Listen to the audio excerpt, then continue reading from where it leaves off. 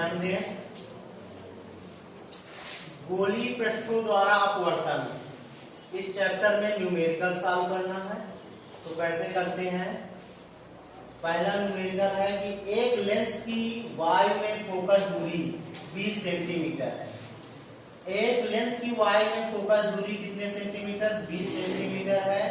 इसे 1.3 अपवर्तनांक के द्रव में डुबोने पर इसकी फोकस दूरी ज्ञात कीजिए। कहने का मतलब द्रव में फोकस दूरी की गणना करना है। लेंस के कांच का अपवर्तनांक दिया गया है 1.5। तो इसको कैसे सॉल्व करते हैं? जो दिया गया है सबसे पहले नोट कर लेते हैं। दिया गया है एक लेंस की वायु में फोकस दूरी, वायु में फोकस दूरी को FA से डिनोट करते हैं। तो वायु में फोकस दूरी FA बराबर कितना है? 20 सेंटीमीटर। इसे 1.3 अपवर्तनांक के द्रव में डुबोने पर, कहने का मतलब है ये द्रव वायु के सापेक्ष द्रव का अपवर्तनांक है। वायु से द्रव का अपवर्तनांक कितना दिया गया है? 1.3। इसे क्वेश्चन में कहा गया इसे 1.3 अपवर्तनांक के द्रव में डुबोने पर, द्रव में मतलब वायु से अब कहां जा रहे हैं? द्रव में। तो वायु के सापेक्ष द्रव का अपवर्तनांक दिया गया है 1.3।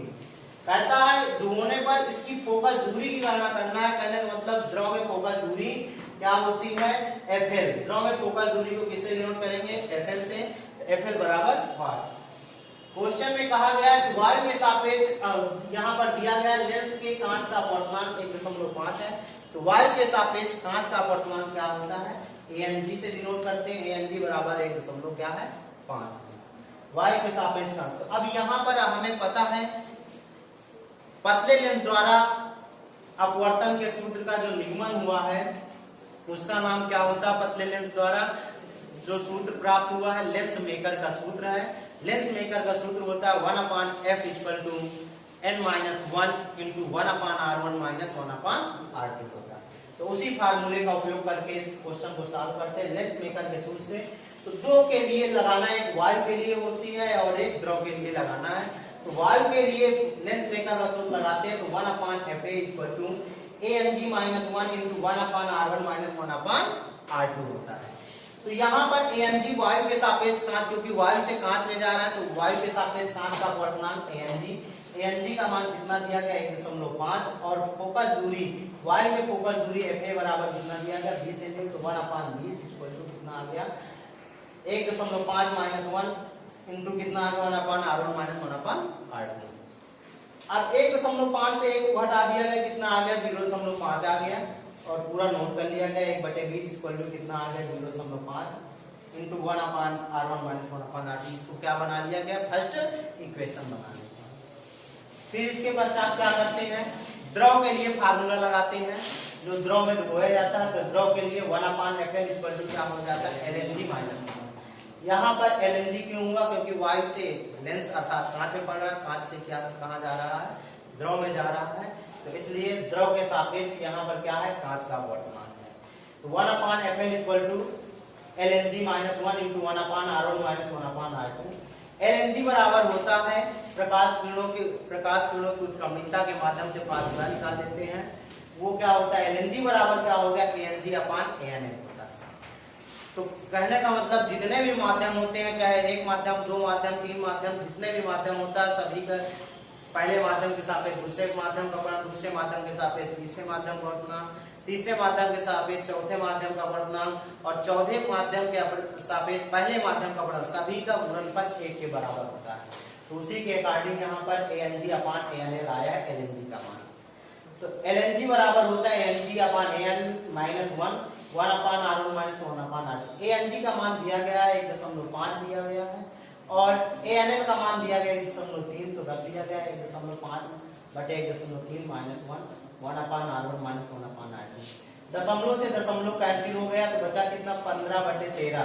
और ये देखो 13 एलसीएम ले लिया गया तो 13 × 9 13 15 - 13/13 आ गया। और 15 से 13 घट गया, कितना आ गया? 2 आ गया। 1/FL बराबर कितना आ गया? 2/13 1/r1 - 1/r2। ये समीकरण कितना हो गया? 2। समीकरण 1 से समीकरण 2 में क्या कर दिया गया? भाग दे दिया गया। तो LHS का भाग दे दिया गया, RHS का भाग दे दिया गया। 1/20 आ गया बटे कितना? 1/FL। 1/20/1/FL और यहाँ पर कितना है 0.5 into 1/R1 minus 1/R2 red किया गया 20/1। अब यहाँ पर देखो इस नीचे वाला पद क्या हो जाता है, भाग में पलट जाता है भिन्न में, तो 1/20 गुणे कितना आ गया जाकर FL ऊपर जो है बटे में 1 आ जाएगा। ठीक है, तो 1/R1 माइनस 1/R2 से ये क्या हो गया, कैंसिल हो गया। बचा कितना यहाँ पर 2/5 है तो 2/13 है तो 13 ऊपर चला जाएगा, 0.5/2 हो गया 13 हो गया।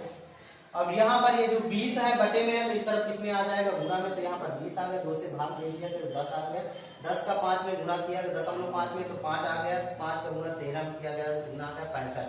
FL बराबर कितना आ गया जाकर 65.0 अर्थात FL बराबर 65 सेंटीमीटर।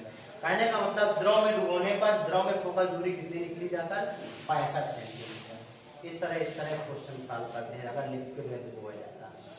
अगला क्वेश्चन है कि दो पतले लेंसों की क्षमताएं दी गई है क्रमशः 5 डायोप्टर माइनस 1 डायोप्टर, 1 यहाँ पर छिपा हुआ है, उन्हें परस्पर सटाकर रखा गया है। यदि लेंस के संयोजन के बाईं ओर लेंस के मुख्य अक्ष पर लेंस से 30 सेंटीमीटर दूरी पर 5 सेंटीमीटर ऊंची एक पिन है, तो लेंस द्वारा निर्मित प्रतिबिंब की ऊंचाई ज्ञात करना है। प्रतिबिंब की ऊंचाई ज्ञात करने के लिए करते क्या है, सबसे पहले प्रतिबिंब की ऊंचाई अगर ज्ञात करना है तो प्रतिबिंब की ऊंचाई को ज्ञात करने के लिए प्रतिबिंब की दूरी पता होनी चाहिए। जब प्रतिबिंब की दूरी पता होगी जब प्रतिबिंब की ऊंचाई को ज्ञात किया जा सकता है। तो यहाँ पर दिया गया है लेंस की क्षमताएं हैं, ये P1 है, ये क्या है P2। तो लेंस की क्षमता P1 बराबर 5 डायोप्टर प्लस का है और P2 बराबर -1 डायोप्टर। तो संयोजक की क्षमता निकालते हैं P इक्वल टू क्या होता है P1 प्लस P2। P1 का मान दिया गया 5 डायोप्टर, P2 का मान -1 डायोप्टर, 5 में 1 डायोप्टर घट गया, कितना बचा 4 डायोप्टर। कहने का मतलब P का मान कितना आ गया +4 डायोप्टर। उत्तर लेंस की भांति कार्य कर रहा है इसलिए यहाँ पर 𝝅2 आया। तो यहाँ पर जब क्षमता निकल आए तो फोकस दूरी निकाल लेते हैं। P बराबर क्या होता है 100/f सेंटीमीटर में होता है, तो f का मान सेंटीमीटर में निकाल लेते हैं। 100/t, P का मान कितना है यहाँ पर 4 से भाग दे दिया गया 25 आया। f बराबर कितने सेंटीमीटर हो गया 25 सेंटीमीटर। फोकस दूरी 25 सेंटीमीटर। कहता है कि यदि लेंस के संयोजन के बाईं ओर लेंस के बाईं ओर की दूरी किससे चिन्ह के साथ लेते हैं, माइनस के साथ लेते हैं। बाईं ओर लेंस के मुख्य अक्ष पर लेंस से 30 सेंटीमीटर दूरी पर 30 सेंटीमीटर की दूरी है, वस्तु की दूरी u बराबर -30 सेंटीमीटर ले लिया गया और दूरी पर 5 सेंटीमीटर ऊंची पिन है। इसका मतलब है वस्तु की लंबाई दी गई है, y1 से डिनोट करते हैं, y1 बराबर o, इसको o से भी डिनोट करते हैं, o बराबर कितना है 5 सेंटीमीटर। और लेंस की अगर ऊपर की ओर दूरी है तो उसका मान धनात्मक, इसलिए यहाँ पर धनात्मक लिखते हैं। ठीक है, तो प्रतिबिंब की दूरी v और प्रतिबिंब की लंबाई y2 के मान की गणना करना है। तो लगाते क्या है, लेंस का सूत्र लेते हैं क्योंकि f का मान पता है, f का मान पता है, u का मान पता है, तो v का मान की गणना कर सकते हैं। तो 1/f = 1/v - 1/u हुआ। तो 1/f f का मान कितना 25 है, v u का मान कितना -30 है, तो रख दिया गया, माइनस माइनस क्या हो गया प्लस हो गया। 1/v को रोक लिया गया, प्लस में एक तरफ किसमें आया माइनस, तो 1/25 - 1/30 हो गया। अब यहाँ पर 25 और 30 का एलसीएम दिया गया तो 150 आ गया। 25 से भाग दिया गया 150 में तो कितने बार गया 6 बार, 6 का 1 में गुणा किया गया तो 6 आ गया। 30 से भाग दिया गया 150 में कितने बार जाएगा 5 बार, 5 का 1 में गुणा किया गया 5 आया। 6 में 5 लग गया, कितना आ गया 1/150 आ गया। पलट दिया गया तो v = कितना आ गया 150 सेंटीमीटर। कहने का मतलब है जो लेंस द्वारा निर्मित प्रतिबिंब की दूरी कितनी होगी, यहाँ पर 30 सेंटीमीटर दूरी पर वस्तु रखी थी, इसका प्रतिबिंब कितने सेंटीमीटर दूरी पर बनेगा 150 सेंटीमीटर दूरी पर प्रतिबिंब बनेगा।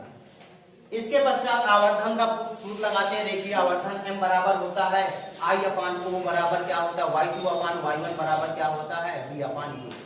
I y2 है और O क्या है y1, इसलिए y2/y1 = क्या हुआ v/u।